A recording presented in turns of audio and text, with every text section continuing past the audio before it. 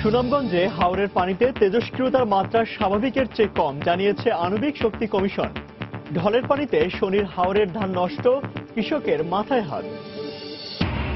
অর্থবছরের প্রথম 9 মাসে রাজস্ব অর্জনে পিছিয়ে এনবিআর আদায় 1,25,000 কোটি টাকা। ঘাটতি কমাতে জাতীয় সম্পদ কমিটির সংশোধিত লক্ষ্যমাত্রা নির্ধারণ। রানা প্লাজা ট্র্যাজেডির 4 বছর পেরিয়ে গেলেও শুরু হয়নি শ্রমিক হত্যার বিচার, থমকে আছে 2টি মামলার কার্যক্রম। বিলম্বের কারণে সাক্ষী খুঁজে পাওয়া নিয়ে শঙ্কা রাষ্ট্রপক্ষের।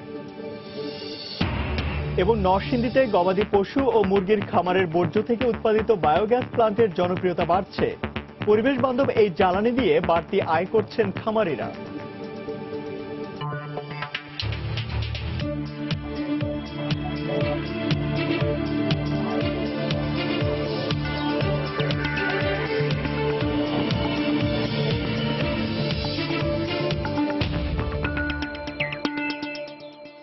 দেখছিলেন শিরোনাম। আমন্ত্রণ জানাচ্ছি দেশ ও দেশের বাইরে অর্থ বাণিজ্যের নানা খবর নিয়ে আমাদের নিয়মিত আয়োজন সময় বাণিজ্যে। আর আপনাদের সঙ্গে আছে আমি ইমতিয়াজ আহমেদ। সুনামগঞ্জের হাওরের পানিতে তেজস্ক্রিয়তার মাত্রা স্বাভাবিকের চেয়ে কম বলে জানিয়েছে আণবিক শক্তি কমিশনের তদন্ত দল।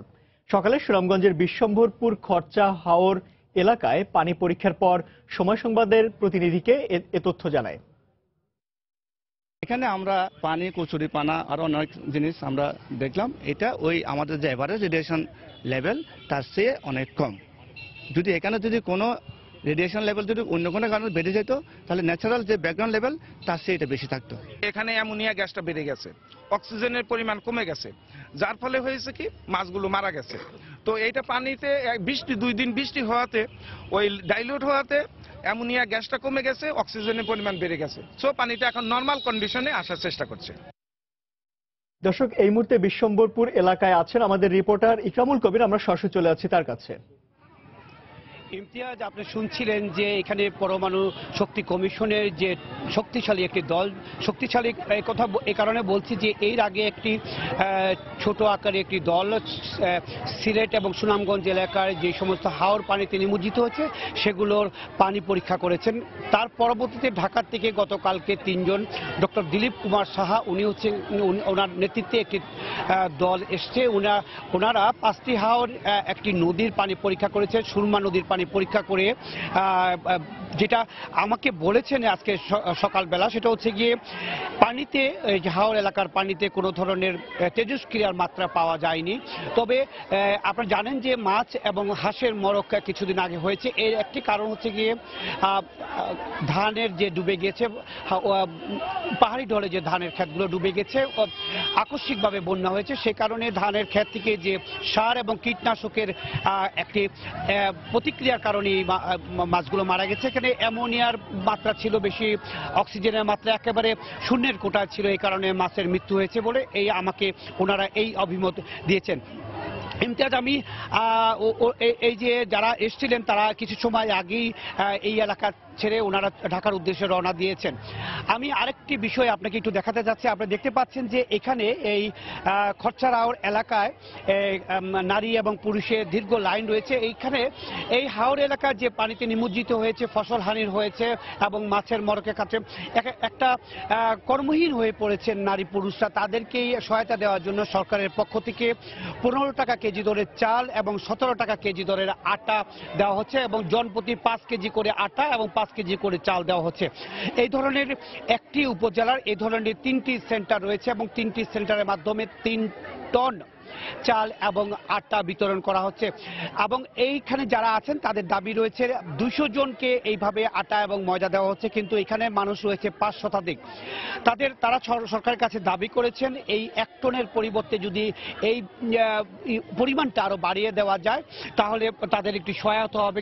আপনি জানেন যে এই প্রায় 2 শতাধিক হাওর পাহাড়ি ঢল এবং বৃষ্টির পানিতে তলিয়ে গেছে এবং বড় ফসল, এই এলাকার একটি মাত্র ফসল, বড় ফসল পানিতে তলিয়ে যাওয়ার কারণে তারা একেবারে নিঃস্ব হয়ে গেছে। এই কারণে সরকারের এই সহায়তাগুলো আরেকটু বাড়ানোর দাবি তাদের। ইমতিয়াজ, এই ছিল সুনামগঞ্জ অঞ্চলের বন্যার পরবর্তী বলেন বা এবং পানিতে নিমজ্জিত ধানের ক্ষেত এবং মাছের মরকের সর্বশেষ পরিস্থিতি। দর্শক, সুনামগঞ্জের বিশ্বম্বরপুর খরচা হাওর এলাকায় ভুক্তভোগীদের বিভিন্ন ধরনের সরকারি সহায়তা দেওয়া হচ্ছে। আর সেই খবরাখবর জানাতে আমাদের সঙ্গে যোগ দিয়েছিলেন আমাদের সহকর্মী ইকরামুল কবির। চলে যাচ্ছি পরের খবরে। শত শত মানুষের প্রচেষ্টার পরও কোনোভাবেই টিকিয়ে রাখা যাচ্ছে না সুনামগঞ্জের তাহিরপুরের শনির হাওর রক্ষা বাঁধ। প্রতি বছর প্রতিশ্রুতি এবং পানি উন্নয়ন বোর্ডের বাঁধ নির্মাণের কোটি কোটি টাকা ব্যয় সবই এখন শুভঙ্করের ফাঁকি হয়ে দেখা দিয়েছে। আর বছরের একমাত্র ফসল বোরো ধান ঘরে তুলতে না পারায় কৃষকের এখন মাথায় হাত। তবে পানি উন্নয়ন বোর্ড বলছে অভিযুক্ত ঠিকাদারদের বিরুদ্ধে ব্যবস্থা নেওয়া হবে।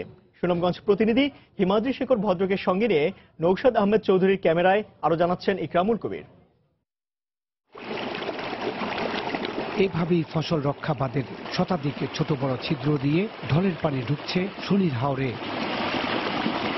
এই বাঁধ রক্ষায় জনপ্রতিনিধি সহ হাওরবাসীরা গত 20 দিন ধরে লড়াই করে যাচ্ছেন। বছরের একমাত্র ফসল বোরো ধান রক্ষায় পরিশ্রমের পুরোটাই এখন বিফলে যাওয়ার পথে। কাজ হয় না কোনো কান্দা, এরপরে সাহায্য গরিব গাঙ্গালের দা, এটাও তো আমরা কোনো কিছু পাইনি। যে অবস্থা আমরা বলছি না, আমরা সারা বাসে আর আকিদা কইতাম। হাওরবাসীর অভিযোগ, পানি উন্নয়ন বোর্ডের ঠিকাদারের গাফেলতি আর দুর্নীতির কারণে এই পরিস্থিতি।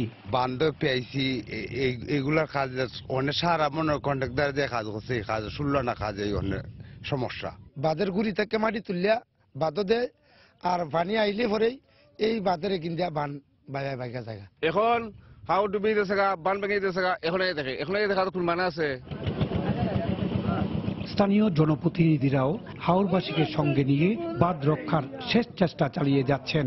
বাঁধ রক্ষায় নেতৃবৃন্দ সহ সকলের ব্যর্থতাকে দায়ী করলেন এই জনপ্রতিনিধি। একটুকু কাজও এখানে 2টা কন্ট্রাক্টরের কাজ একদম কাজ টাচই করে নেই। আমি কন্ট্রাক্টরদের সাথে কথা বলছি, কিন্তু দেখা যাচ্ছে সেই তাদের কোনো দরদ নেই। এদিকে যাদের অবহেলায় তলিয়ে যাচ্ছে শনির হাওরের প্রায় 10,000 হেক্টর জমির বড় ফসল, সেই সব ঠিকাদারের বিরুদ্ধে ব্যবস্থা নেওয়ার কথা জানালেন সুনামগঞ্জ পানি উন্নয়ন বোর্ডের উপবিভাগীয় প্রকৌশলী রঞ্জন কুমার দাস। এই হাওর অঞ্চলের জন্য টেকসই হাওর ব্যবস্থাপনা অত্যন্ত গুরুত্বপূর্ণ। যদি ঠিকাদারের গাফিলতির জন্য বা পিএসসির গাফিলতির জন্য আমাদের হাওর ক্ষতিগ্রস্ত হয়ে থাকে, সেটা দেখার দায়িত্ব পানি উন্নয়ন বোর্ডেরই। শনির হাওরের ফসলের উপর নির্ভরশীল 3 উপজেলার অন্তত 2 লাখ মানুষ। পানি উন্নয়ন বোর্ড যখন ব্যর্থ, তখন স্বেচ্ছাশ্রমের ভিত্তিতে নিজেরই চেষ্টা চালাচ্ছে শনির হাওরের বাঁধ রক্ষায়। শেষ পর্যন্ত এই বাঁধ রক্ষা পাবে কিনা, এমনটাই প্রশ্ন হাওরবাসীর মাঝে। সুনামগঞ্জের তাহিরপুরের শনির হাওর থেকে ইকরামুল কবির, সময় সংবাদ। হাওর অঞ্চলের খাদ্যবান্ধব কর্মসূচির মেয়াদ বৃদ্ধি করার বিষয়টি সরকারের পক্ষ থেকে বিবেচনা করা হচ্ছে বলে জানিয়েছেন খাদ্যমন্ত্রী অ্যাডভোকেট কামরুল ইসলাম। গত রাতে সিলেটে এক অনুষ্ঠানে সাংবাদিকদের এক প্রশ্নের জবাবে তিনি কথা বলেন। হাওর অঞ্চলে ফসলের ক্ষতির কারণে দেশে খাদ্য সংকট তৈরির কোনো আশঙ্কা নেই বলেও জানান তিনি। প্রতি বর্ষণ এবং হাওর যেভাবে পানি বৃদ্ধির কারণে যেভাবে ফসল হানি হয়েছে, তাতে করে আমরা অত্যন্ত উদ্বিগ্ন। আমরা খাদ্য মন্ত্রণালয়ের পক্ষ থেকে সাথেই আমরা জেলা প্রশাসনের সাথে কথা বলে আমরা ওএমএ চালু করছি। সে সমস্ত এলাকায় অকাল বন্যার কারণে যে অবস্থার সৃষ্টি হয়েছে, এটা সমস্ত বাংলাদেশের প্রেক্ষাপট না, এটা তো সমস্ত বাংলাদেশের প্রেক্ষাপট না। কাজেই যে বাংলাদেশেই অভাব দেখা দেবে, এটা তো চিন্তা করার কোনো কারণ নাই। একটা প্রপোজাল আমাদের কাছে আসছে মৌখিকভাবে, যে খাদ্য বান্ধব কর্মসূচি, যেটা মার্চ এপ্রিল, আগামীকালকে এপ্রিল পর্যন্ত শেষ হয়ে যাওয়ার কথা, এই এপ্রিলে শেষ হয়ে যাওয়ার কথা। এই সমস্ত অঞ্চলে এই কর্মসূচিটা আর একটু বৃদ্ধি করা যায় কিনা, সেরকম একটা প্রস্তাব হচ্ছে। সবগুলো নিয়ে আলাপ আলোচনা চলছে। অব্যাহত চুন প্রয়োগ এবং টানা প্রবল বর্ষণে হাকালুকি হাওরে অ্যামোনিয়া গ্যাসে বিষাক্ত হয়ে পড়া পানির স্বাভাবিক অবস্থা ফিরে এসেছে বলে দাবি করেছে মৎস্য বিভাগ। সকালে মৎস্য বিভাগের একটি গবেষক দল পানির ভৌত ও রাসায়নিক গুণাগুণ পরীক্ষা নিরীক্ষার পর এ তথ্য জানায়। তারা বলেন, হাকালুকি হাওরের পানি এখন আর মাছের জন্য ক্ষতিকর নয়, পাশাপাশি পানি এখন সম্পূর্ণ জীবাণুমুক্ত বলেও দাবি তাদের। গত 16 ও 17 এপ্রিল প্রবল বর্ষণ ও উজান থেকে নেমে আসা পাহাড়ি ঢলে কয়েকটি বিলে বোরো ধান পচে বিষাক্ত অ্যামোনিয়া গ্যাস সৃষ্টি হয়। এতে বিষাক্ত অ্যামোনিয়ার প্রভাবে গত কয়েকদিনে হাওরে ছোট বড় মিলিয়ে প্রায় 25 মেট্রিক টন মাছ মরে ভেসে ওঠে। এ কারণে পরে মৎস্যজীবীদের সাময়িকভাবে মাছ ধরা নিষিদ্ধ করে মৎস্য বিভাগ। চলতি অর্থবছরের প্রথম 9 মাসে 1,25,399 কোটি টাকা রাজস্ব আয় করেছে রাজস্ব বোর্ড এনবিআর। এ সময়ে গেল অর্থবছরের থেকে 5% বেশি প্রবৃদ্ধি হলেও মূল লক্ষ্যমাত্রা অর্জনে বেশ পিছিয়ে আছে সংস্থাটি। এ অবস্থায় বড় ঘাটতি থাকায় এনবিআরকে 1,85,000 কোটি টাকার সংশোধিত রাজস্ব লক্ষ্যমাত্রা দিয়েছে জাতীয় সম্পদ কমিটি। বিস্তারিত জানাচ্ছেন হাজেরা শুলি। জাতীয় রাজস্ব বোর্ডের 5 বছরের তথ্য বিশ্লেষণে দেখা যায় এই সময় রাজস্ব আদায়ের প্রবৃদ্ধি ছিল গড়ে 14%। এর পরেও 2016-17 অর্থ বছরে 29% প্রবৃদ্ধি ধরে এনবিআরকে 2,03,152 কোটি টাকার রাজস্ব আদায়ের লক্ষ্যমাত্রা দেওয়া হয়। অর্থনীতিবিদরা এই লক্ষ্যমাত্রাকে উচ্চাভিলাষী বললেও বাজেট বক্তব্যে অর্থমন্ত্রীর মন্তব্য ছিল এটি আদায়ের সক্ষমতা এনবিআর এর আছে। এতে এনবিআর কর হারটা বিশেষভাবে বাড়বে, কেন গতবার তাদের বেশ কিছু অবনতি হয়েছিল। বাস্তবতা হলো মার্চ পর্যন্ত 9 মাসের লক্ষ্যমাত্রা অর্জনে 11,000 কোটি টাকা পিছিয়ে আছে এনবিআর। তাই বিগত 3 বছরের ধারাবাহিকতায় এবারও কমানো হয়েছে রাজস্ব লক্ষ্যমাত্রা।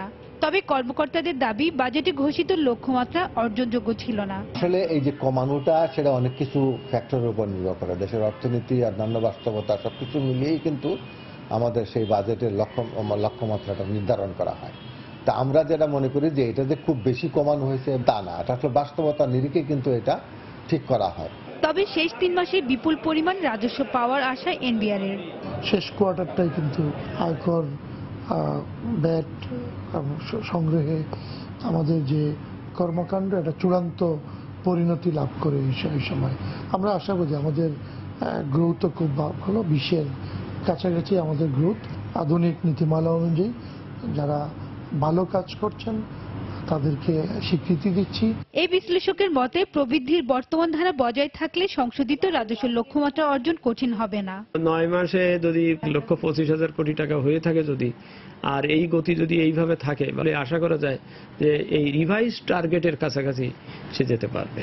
কারণ শেষের দিকে এটা শুট আপ করে, স্বাভাবিকভাবেই অনেক হিসাব চূড়ান্ত করা হয়। রাজস্ব লক্ষ্যমাত্রা পূরণে করের আওতা বাড়ানো ও কর ফাঁকি রোধে কার্যকর ব্যবস্থা গ্রহণের আহ্বান সাবেক এনবিআর চেয়ারম্যানের। হাজেরা শিউলি, সময় সংবাদ, ঢাকা। রানা প্লাজা ট্র্যাজেডির 4 বছর পেরিয়ে গেলেও শুরু হয়নি শ্রমিক হত্যার বিচার। থমকে আছে এই ঘটনায় দায়ের করা 2টি মামলার কার্যক্রম। রাষ্ট্রপক্ষের আইনজীবীরা জানান, হত্যা ও ইমারত নির্মাণ আইনে করা মামলার অভিযোগপত্র দাখিল করলেও হাইকোর্টের স্থগিতাদেশের কারণে চার্জ গঠন করা যাচ্ছে না। এভাবে বিলম্বিত হতে থাকলে মামলার সাক্ষী খুঁজে পেতে বেগ পেতে হবে বলেও মনে করেন তারা। এই ঘটনায় করা মামলায় মোট 41 আসামির মধ্যে কারাগারে আছেন ভবন মালিক সোহেল রানা সহ মাত্র 3 জন। বিস্তারিত হাবিবুল ইসলাম হাবিবের রিপোর্টে।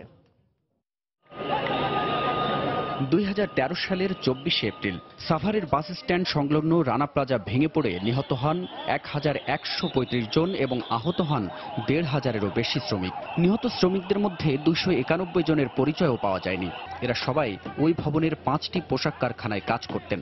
ভবনের ত্রুটি সম্পর্কে সতর্কবার্তা থাকলেও দরিদ্রতার সুযোগে দুর্ঘটনার দিন জোরপূর্বক শ্রমিকদের কাজে যোগদানে বাধ্য করা হয়। রানা প্লাজা ধসের পরদিন অবহেলাজনিত মৃত্যুর অভিযোগে 21 জনকে আসামি করে সাভার থানায় একটি মামলা করে পুলিশ, যার চার্জশিট 2 বছর আগেই আদালতে দাখিল করে সিআইডি। ইমারত বিধিমালা না মেনে ভবন নির্মাণের অভিযোগে ওই সময় সোহেল রানা সহ 13 জনকে আসামি করে সাভার মডেল থানায় আরেকটি মামলা করে রাজক। এছাড়া দুর্নীতির অভিযোগে অপর একটি মামলা করে দুদক, যার চার্জ গঠনের আদেশের জন্য আগামী 8 মে দিন ধার্য করেছেন আদালত। বিভিন্ন গণমাধ্যমের অনুসন্ধানী তথ্য মতে ক্ষমতার প্রভাব খাটিয়ে সোহেল রানা যেভাবে এই জমি অবৈধভাবে দখল করে 6 তলা ভবনের পরিবর্তে 9 তলা নির্মাণ করেছিল, আর যার ফলশ্রুতি দাঁড়ায় শত শত মানুষের মৃত্যু, ঠিক একইভাবে কি প্রকৃত অপরাধীদের বিচারিক প্রক্রিয়াও তাদের ক্ষমতার প্রভাবেই বিলম্বিত হচ্ছে, এমন প্রশ্ন হয়তো অনেকের কাছে। অভিযোগ গঠন কেন বিলম্বিত হচ্ছে তা জানতে চাইলে হাইকোর্টের স্থগিত আদেশের কথা জানান রাষ্ট্রপক্ষের আইনজীবী। তবে অভিযুক্ত 7 জনের আবেদনের পরিপ্রেক্ষিতে অভিযোগ গঠনে হাইকোর্ট স্থগিতাদেশ দিলেও যারা আবেদনই করেননি তাদের বিচারে বাধা কোথায় তা জানতে চাইলে সংশ্লিষ্টরা জানান, এ বিষয়ে অ্যাটর্নি জেনারেলের কার্যালয়ে একটি চিঠি পাঠানো হয়েছে, যার উত্তর এখনো মেলেনি। যেহেতু এটা উচ্চতর আদালতের থেকে স্টে করা আছে, আমাদের আর কোনো বক্তব্য নেই। ওখানে যারা আছেন আর কি আমাদের অ্যাটর্নি জেনারেল অফিস থেকে এই ব্যাপারটা দেখাশোনা করছে। ইমারত নির্মাণ আইনে করা মামলার অভিযোগের বিষয়ে পাবলিক প্রসিকিউটর জানান, অভিযোগপত্র দাখিলের পর আসামিপক্ষ তা পুনর্মূল্যায়নের জন্য দুটি আবেদন করেন। 10 মাস হয়ে গেছে যে দুটো রিভিশন মামলা সেখানে দায়ের হয়েছে, সেখানে আজ পর্যন্ত এই রিভিশন মামলা দুটো শুনানি সম্পন্ন হয়নি। শুনানি সম্পন্ন না হওয়ার প্রেক্ষিতে আমরা ঢাকার অতিরিক্ত চিফ জুডিশিয়াল ম্যাজিস্ট্রেট আদালতে এই মামলার সাক্ষীর জন্য যে ডেটগুলো আছে আমরা সাক্ষী উপস্থাপন করতে পারছি না। এ মামলায় সোহেল রানা সহ 18 আসামির মধ্যে 7 জন সরকারি কর্মকর্তা। হাবিবুল ইসলাম হাবিব, সময় সংবাদ, ঢাকা। ধসে পড়া রানা প্লাজা ভবনের স্থানে নতুন ভবন নির্মাণ করে ক্ষতিগ্রস্ত পরিবারের সদস্যদের জন্য আবাসনের ব্যবস্থার দাবি জানিয়েছে বাংলাদেশ গার্মেন্টস শ্রমিক শিল্প ঐক্য। এছাড়াও রানা প্লাজা দুর্ঘটনায় অভিযুক্তদের দ্রুত বিচারের মাধ্যমে শাস্তি নিশ্চিত করার দাবি জানান শ্রমিক নেতারা। গতকাল ঢাকা রিপোর্টার্স ইউনিটিতে আয়োজিত এক সংবাদ সম্মেলনে বাংলাদেশ গার্মেন্টস শ্রমিক শিল্প ঐক্যের আত্মপ্রকাশ উপলক্ষে এই কথা বলেন শ্রমিক নেতারা। তারা জানান, শ্রমিক শিল্প এবং শ্রমিকদের স্বার্থ সংরক্ষণে 12টি পোশাক শ্রমিক সংগঠনের যৌথ উদ্যোগে এই ঐক্যজোট গঠন করা হয়েছে। এ সময় শ্রমিকদের জন্য মাতৃত্বকালীন ছুটি, স্বাস্থ্য বীমা, মহার্ঘ ভাতা, রেশনিং, পরিবহন, আবাসন সহ বেশ কয়েকটি সুবিধার দাবি করা হয়। শ্রমিক নেতারা অভিযোগ করেন, গার্মেন্টস শিল্পের জন্য মালিক শ্রমিক সরকার পক্ষ নিয়ে গঠিত ত্রিপক্ষীয় কমিটিতে শ্রমিকদের স্বার্থ রক্ষা করে এমন সংগঠনের কোনো প্রতিনিধি নেই।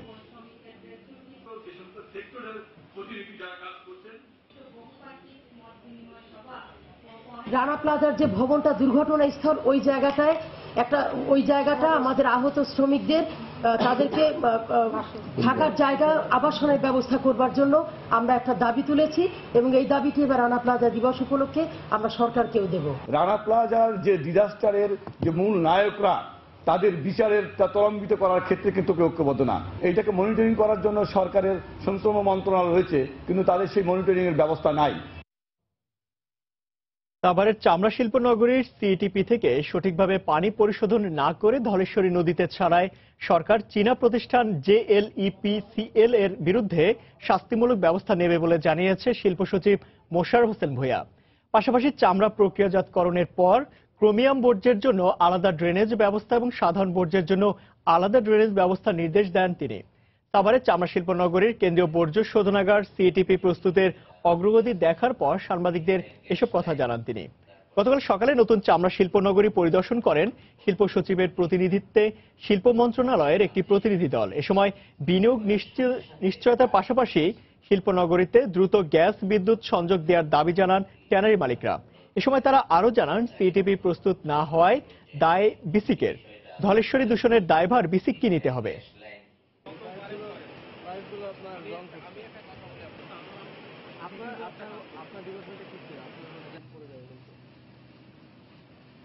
সাভারে আসার ক্ষেত্রে আমাদের এখানে 7,000 কোটি টাকার বিনিয়োগের নিশ্চয়তা আমরা চাই। ধলেশ্বরী নদী দূষণের দায় ট্যানারির উপরে বর্তাবে না, কারণ সিইটিপি কিংবা অন্যান্য আনুষঙ্গিক কোনো কিছুই এটা কোনো লেদার অ্যাসোসিয়েশন করেনি। চাইনিজ কোম্পানির বিরুদ্ধে আমি ওদেরকে বলেছি যে ওদের বিরুদ্ধে ফাইন্যান্সিয়াল অ্যাকশন হবে, ফিজিক্যাল অ্যাকশনও হবে। এটাও আমি বলেছি যে তাদের সমস্ত লোককে আইল টেক ইনটু কাস্টাডি, ওদেরকে একদম দাঁড়া করায় এখানে বলেছি। এবং ফাইন্যান্সিয়াল তাদের বিরুদ্ধে যেসব জরিমানা, তারপরে আপনার নন কমপ্লায়েন্সের জন্য যে ক্ষতিপূরণ করার কথা, সেগুলি সবই আমরা করব। আঞ্চলিক সহযোগিতা বাড়ানোর কথা বলে ভারত থেকে অধিক ঋণ সহায়তা দীর্ঘমেয়াদে ফলপ্রসূ হবে না বলে মন্তব্য করেছেন সাবেক তত্ত্বাবধায়ক সরকার উপদেষ্টা ডক্টর আকবর আলী খান। গতকাল রাজধানীর বিআইসিসি মিলনায়তনে আঞ্চলিক সহযোগিতায় কিভাবে লাভবান হবে বাংলাদেশ শীর্ষক আলোচনা সভায় একথা বলেন তিনি। এ সময় তিনি বিভিন্ন দেশের সাথে চুক্তি করার ক্ষেত্রে দ্রুততা পরিহার করে চুক্তিগুলো আরো যাচাই বাছাই করার পরামর্শ দেন। সভায় আঞ্চলিক সংযুক্তির সাথে নিরাপত্তা নিয়ে চিন্তা করার সময় এসেছে বলেও মন্তব্য করেন বাংলাদেশ ব্যাংকের সাবেক গভর্নর ডক্টর সালেউদ্দিন আহমেদ।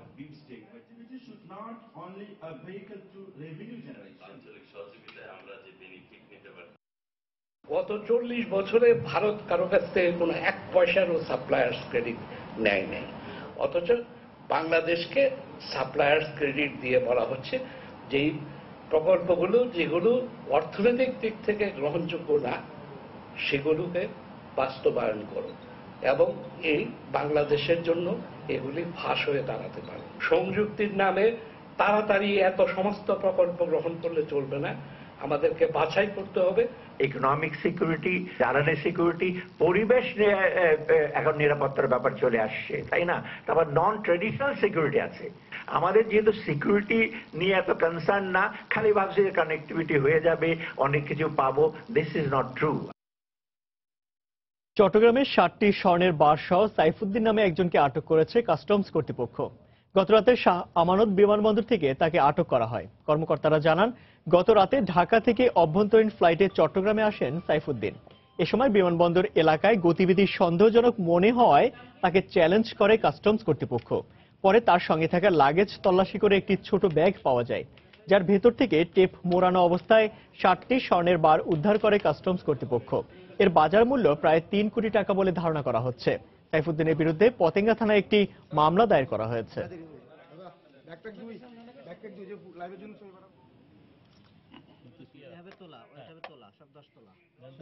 তার লাগেজটা আমরা স্ক্যানিং এ নিয়ে আসি, স্ক্যান করে যখন আমরা ব্যাগটা খুলি এই স্বর্ণগুলো পাওয়া গেছে। প্রায় হচ্ছে গিয়ে 60টি স্বর্ণবার, আনুমানিক হচ্ছে গিয়ে 7 কেজির মতো স্বর্ণ হবে, যার যদি আমরা বলি আনুমানিক বাজার মূল্য 5 লক্ষ করে প্রায় 3 কোটি টাকা হবে। নরসিংদীর মনোহরদীতে বাড়ছে বায়োগ্যাস প্লান্টের জনপ্রিয়তা। গবাদি পশু ও মুরগির খামারের বর্জ্য থেকে উৎপাদিত গ্যাসে জ্বালানির চাহিদা মিটছে অনেক পরিবারের। পরিবেশ বান্ধব ও লাভজনক হয় বাড়তি আয়ের দ্বারও খুলছে খামারিদের। আশিকুর রহমান পিয়ালের তথ্য ও ছবি নিয়ে ডেস্ক রিপোর্ট। নরসিংদীর মনোহরদী উপজেলার গ্রামাঞ্চলে রয়েছে অসংখ্য মুরগি, কোয়েল পাখি ও গৃহপালিত গবাদি পশুর খামার। এসব খামারের বর্জ্যের দুর্গন্ধে পরিবেশ দূষিত হওয়ায় বিপাকে পড়েন এলাকাবাসী ও খামারিরা। তবে খামারের বর্জ্যকে শক্তিতে রূপান্তরও করছেন। যুব উন্নয়ন অধিদপ্তরের সহায়তায় এই উপজেলায় স্থাপন করা হয়েছে 2 শতাধিক বায়োগ্যাস প্লান্ট। এসব প্ল্যান্টের মাধ্যমে খামারের বর্জ্য থেকেই তৈরি হচ্ছে বায়োগ্যাস। আর এই বায়োগ্যাস বিকল্প জ্বালানি হিসেবে ব্যবহার হচ্ছে 3 শতাধিক বাসাবাড়ির রান্নার কাজে। সিলিন্ডারি গ্যাসে প্রায় 3000 টাকা 4000 টাকা যেত। এখন এই গ্যাস থেকে আশেপাশে যে দিছি ওইখান থেকে আমার টাকা আসতেছে। বায়োগ্যাস দিয়ে এখন আমরা খুব সহজে রান্না করতে পারি, আমাদের কোনো অসুবিধা হয় না। পাকটা খাওয়ার পরেও আমি মুরগির বাচ্চারও হিট দিতে পারি এবং বাইরেও কিছু সাপ্লাইও দিতে পারি। নিজেদের চাহিদা মিটিয়ে অনেকেই গ্যাস সরবরাহ করছেন আশপাশের বাড়িতে। এতে একদিকে যেমন রক্ষা হচ্ছে পরিবেশ, অন্যদিকে বাড়তি আয়ও হচ্ছে খামারিদের। এই বজ্র দিয়ে আমাদের পুকুরে যায়, পুকুর থেকে আবার মাছ হয়, মাছ থেকে আমরা অনেক লাভবান। বেশি গোবরগুলো বাইরে যাইতেছে, এটি দিয়ে আমি জৈব সার হিসাবে খেতে ব্যবহার করতেছি। বিকল্প জ্বালানি গ্যাস ও বিদ্যুতের উৎপাদন বাড়াতে খামারিদের বায়োগ্যাস প্লান্ট স্থাপনে উদ্বুদ্ধ করা সহ কারিগরি ও ঋণ সহায়তা দেওয়া হচ্ছে বলে জানালেন যুব উন্নয়ন অধিদপ্তরের কর্মকর্তা। একটা বায়োগ্যাস প্ল্যান্ট করলে আমরা তাকে সরকার থেকে 5000 টাকা করে সাবসিডি দেওয়ার বিধান আছে, আমরা 5000 টাকা করে সাবসিডি দিই। এছাড়া যারা ঋণ নিতে আগ্রহী আমরা 30,000 টাকা থেকে 1 লক্ষ টাকা পর্যন্ত ঋণ দিই।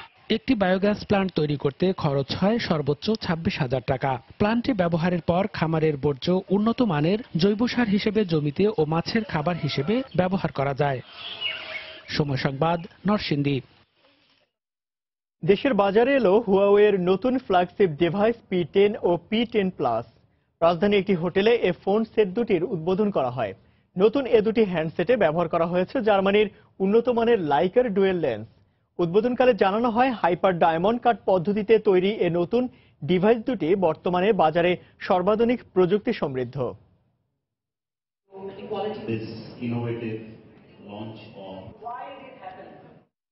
অ্যাটম গামের ব্র্যান্ড অ্যাম্বাসেডর হলেন টাইগার প্রেসার তাসকিন আহমেদ। গতকাল রাজধানী একটি হোটেলে তাসকিনকে আগামী 2 বছরের জন্য অ্যাম্বাসেডর হিসেবে আনুষ্ঠানিক ঘোষণা দেন প্রাণ confectionery head of marketing Sakhawat Ahmed. পরে অ্যাটম গামের নতুন মোড়ক উন্মোচন করেন তরুণ এ ফাস্ট বোলার। এ সময় উপস্থিত ছিলেন প্রাণ confectionery brand manager Sajjad Hossain সহ প্রতিষ্ঠানটির ঊর্ধ্বতন কর্মকর্তারা।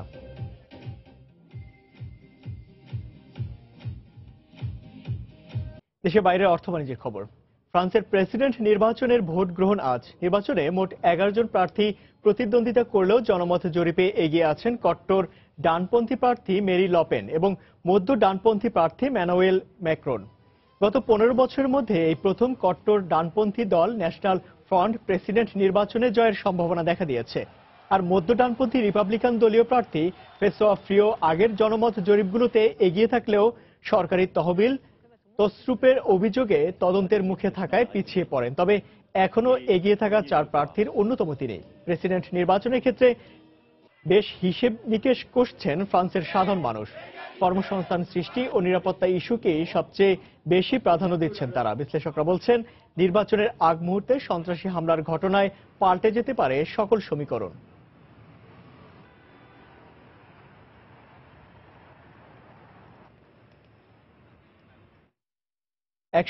টি দেশের সহজ ভ্রমণের সুবিধা নিয়ে বিশ্বের শক্তিশালী পাসপোর্টের তালিকায় শীর্ষে এসেছে সিঙ্গাপুর ও জার্মানির নাম। গবেষণা সংস্থা অ্যাটন ক্যাপিটাল এর প্রকাশিত গ্লোবাল পাসপোর্ট পাওয়ার র্যাঙ্ক 2017 এর তালিকায় দ্বিতীয় অবস্থানে রয়েছে সুইডেন। দেশটির পাসপোর্টধারীরা বিনা ভিসা কিংবা অন অ্যারাইভাল ভিসায় 158টি দেশে ভ্রমণ করতে পারেন। গেল বছর সিঙ্গাপুরের নাগরিকদের সুযোগ ছিল 158টি দেশে। সম্প্রতি ইউক্রেন দেশটির নাগরিকদের অন অ্যারাইভাল ভিসা সুবিধা দেওয়ায় জার্মানদের সমমানে উঠে এলো সিঙ্গাপুর। জার্মানরা বিশ্বের 125টি দেশে ভিসাবিহীন ও 34টি দেশে অন অ্যারাইভাল ভিসা সুবিধা পান। সিঙ্গাপুরের নাগরিকদের জন্য 122টি দেশে ভিসা প্রয়োজন হয় না। 37টি দেশে তারা পৌঁছানোর পরেই ভিসা পান।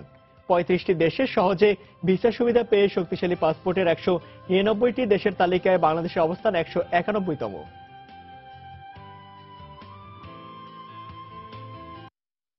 বিস্ময়কর একটি প্রযুক্তি উদ্ভাবনে কাজ করছে সামাজিক যোগাযোগ জায়ান্ট ফেসবুক। মস্তিষ্কের ইশারায় কম্পিউটার পরিচালনার পাশাপাশি মানুষের চিন্তা লিপিবদ্ধ করা যাবে এই প্রযুক্তির মাধ্যমে। বুধবার সান ফ্রান্সিসকোতে ফেসবুকের উন্নয়ন পরিষদের সম্মেলনে প্রতিষ্ঠানটির হার্ডওয়্যার বিভাগের ইনচার্জ রেজিনা ডুগান জানান, প্রকল্পটি প্রাথমিক পর্যায়ে রয়েছে। এটি বাস্তবায়নে মস্তিষ্কের তরঙ্গ ধরতে পারার মতো একটি ডিভাইস প্রতিস্থাপন করতে হবে। তবে এর জন্য কোনো প্রকার অস্ত্রোপচার করতে হবে না বলেও জানান তিনি।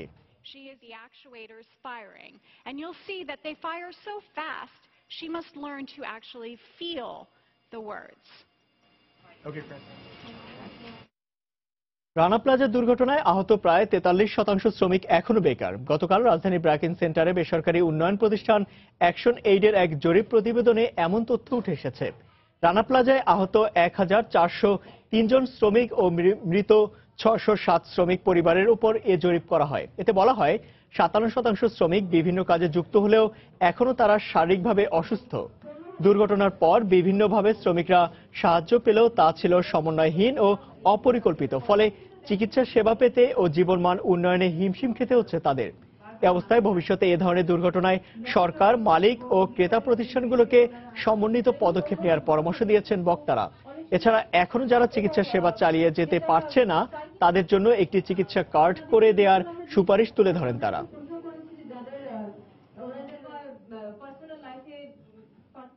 কোথাও 5,000, কোথাও 40,000, কখনো 10,000, কিন্তু ওনাদের কিন্তু সার্বিকভাবে পরিকল্পিতভাবে কিন্তু ওনাদের পাশে কিন্তু দাঁড়ানো হয়নি। হিসেবটি যেভাবে করা হয়েছিল আর এখন যেভাবে তাদের শুশ্রূষার জন্য যে টাকাটি ব্যয় করতে হচ্ছে সেটি অনেক বেশি, এবং আমাদের গড়পড়তা হিসেবে প্রায় প্রতি মাসে এই ধরনের আহত শ্রমিকদের ট্রিটমেন্টের জন্য প্রায় 3,500 টাকা করে খরচ হচ্ছে। সরকার এরকম একটা ব্যবস্থা করে দিতে পারেন যে আহত শ্রমিকরা একটি কার্ড ব্যবহার করবে এবং সেই কার্ড নিয়ে সংশ্লিষ্ট এলাকার সরকারি হাসপাতালে গেলে তারা বিনামূল্যে তার যে ট্রিটমেন্ট সেই ট্রিটমেন্টের সাপোর্ট পাবে। দর্শক, দেশের গার্মেন্টস শিল্পের বর্তমান অবস্থা নিয়ে গুলশানের গার্ডিনিয়া গ্র্যান্ড হোটেলে আয়োজিত সেমিনার বক্তব্য রাখছেন সেন্টার ফর পলিসি ডায়ালগ সিপিডির গবেষক গোলাম মোয়াজ্জেম। আমরা সরাসরি চলে যাচ্ছি সেখানে। Social dialogue issues. We have collected data, particularly scanning newspaper reports for last 4 years and try to find out the reasons for labor unrest and what are the possible alternate solutions of those unrest that we like to present along with the other traditional approach for solving those things will be the focus of the second part of my presentation. I think over the last 1 year, if we notice is that somehow the victims have been integrated or they incorporated in the day-to-day life. for good reasons or for they are unable to do so, or they accept the hardship that is there to them. And this has happened because a part of them receive financial support. Most of them receive financial support, but those supports were found to be somehow not adequate, particularly for the injured workers that we have recently noticed. And another important thing is that a good number of these injured workers are still unemployed. So that is another concern with regard to the victims. And we have collected data over telephone interview from 15 injured workers. And we found that out of these 15 workers, 12 workers are still receiving treatment over the last 1 year. And for that treatment, they had to spend a good amount of money every month, around 3,500 taka per month they have to spend, which in year round it was around 40,000 taka. So that's quite a substantial amount of money they had to spend for their treatment. But that amount is not sufficient enough that they receive from the Rana Plaza Trust Fund or various kinds of support that they received. And this is because the newer kinds of challenges that they receive, and they need to spend a lot for these kinds of treatment, and while they stay very far from the nearby locality of Dhaka, where these kinds of facilities are being provided by different organizations. So that's an issue of the injured workers. How to actually provide them adequate medical support is an important issue here. And we have actually presented a table about their current status, financial status, and what were there before they have faced the Rana Plaza incidents. And we have received information from various organizations who provide support to the victims, like the CRP, BRAC, ActionAid, and Ganashastro Kendro. They have provided, for last 1 year, provided various kinds of medical support to injured workers in the form of orthodontic medical care, therapeutic care, medication support, then psychosociological training, then psychosocial counseling. So these kinds of support they have provided to a good number of injured workers for last 1 year. And also these organizations also provided support to these victims in different forms of livelihood development, where they provided support of training for entrepreneurship development, seed money for initiating business. Those have been provided to them. Along with them, BGMA found to provide support to 67 orphans of Rana Plaza victims, where they spent around 24 lakh taka every year. But despite those initiatives and effort, we found that there are a good number of victims who are out of reach of these provisions, and those victims need to be identified and need to be assessed their their needs, and thereby need to be provided their support to the medical treatment related costs, and as well as livelihood support for self-employment. দর্শক, দেশে garments শিল্পের বর্তমান অবস্থা নিয়ে গুলশানের gardenia grand হলে seminar আয়োজন করেছে সেন্টার ফর পলিসি ডায়ালগ। আমরা সরাসরি ছিলাম সেখানে। এবার জানিয়ে দেব ঢাকা স্টক এক্সচেঞ্জের লেনদেন পরিস্থিতি। চলে যাচ্ছে ডিএসসি অফিসিয়াল ওয়েবসাইটে। সকাল থেকে এখন পর্যন্ত আমরা লেনদেনের যে পরিস্থিতি দেখতে পাচ্ছি, তাতে ঢাকা স্টক এক্সচেঞ্জের প্রধান তিনটি সূচকে কিন্তু নিম্নমুখী প্রবণতার মধ্য দিয়ে লেনদেন চলছে। আর শুরুতে যদি আমি জানিয়ে দিই, ঢাকা স্টক এক্সচেঞ্জের ডিএসসি এক্স ইন্ডেক্স, এই ইন্ডেক্সটি এখন পর্যন্ত 52.19 পয়েন্ট হারিয়েছে এবং অবস্থান করছে 5469 পয়েন্টে। একই অবস্থা রয়েছে ডিএসসি সরিয়ে সূচক ডিএসসি এস ইন্ডেক্স। এখানে আমরা দেখতে পাচ্ছি 5.58 পয়েন্টের মতো হারিয়েছে এবং অবস্থান করছে 1266 পয়েন্টে। নিম্নমুখী প্রবণতা রয়েছে ডিএসসি বাছাই সূচক অর্থাৎ ডিএসসি 30 ইন্ডেক্স। এখানে আমরা দেখতে পাচ্ছি 16 পয়েন্টের মতো হারিয়েছে এবং অবস্থান করছে 2033 পয়েন্টে। অর্থাৎ ঢাকা স্টক এক্সচেঞ্জের প্রধান তিনটি সূচকই কিন্তু নিম্নমুখী প্রবণতার মধ্য দিয়ে লেনদেন করছে। আমি যদি এখন জানিয়ে দিই, টাকার অঙ্কে লেনদেন হয়েছে 161 কোটি টাকার শেয়ার লেনদেন করেছে এখন পর্যন্ত, যার মধ্যে দর বেড়েছে 41টি প্রতিষ্ঠানের, দর কমেছে 217টি প্রতিষ্ঠান, অর্থাৎ অধিকাংশ প্রতিষ্ঠানই কিন্তু আমরা দেখছি দর হারানোর তালিকায় রয়েছে। তবে অপরিবর্তিত রয়েছে 29টি প্রতিষ্ঠান।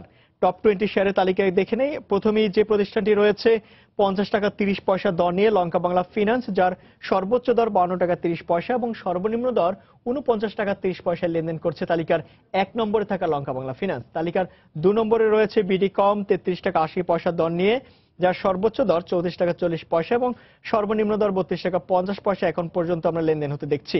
তালিকার 3 নম্বরে সাইফ পাওয়ার রয়েছে 42 টাকা 60 পয়সা দর নিয়ে এবং সর্বোচ্চ দর 43 টাকা হলো, সর্বনিম্ন 42 টাকা 20 পয়সা আমরা দেখতে পাচ্ছি। তো মোটামুটি ঢাকা স্টক এক্সচেঞ্জের টপ 20 শেয়ার তালিকার প্রথম কয়েকটি অবস্থান জানিয়ে দিচ্ছিলাম।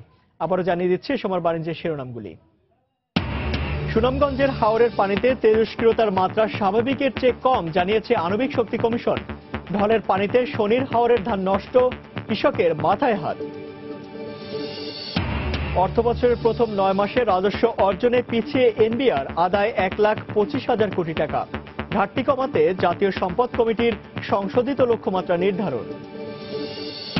রানা প্লাজা ট্র্যাজেডির 4 বছর পেরিয়ে গেলেও শুরু হয়নি শ্রমিক হত্যার বিচার, থমকে আছে 2টি মামলার কার্যক্রম। বিলম্বের কারণে সাক্ষী খুঁজে পাওয়া নিয়ে শঙ্কা রাষ্ট্রপক্ষের। এবং নরসিংদীতে গবাদি পশু ও মুরগির খামারে বর্জ্য থেকে উৎপাদিত বায়োগ্যাস প্লান্টের জনপ্রিয়তা বাড়ছে। পরিবেশ বান্ধব এই জ্বালানি দিয়ে বাড়তি আয় করছেন খামারিরা। এই ছিল সময় বাণিজ্যে। যে কোনো খবর পেতে ভিজিট করুন সময়নিউজ.টিভি আর সঙ্গে থাকুন সময়ে।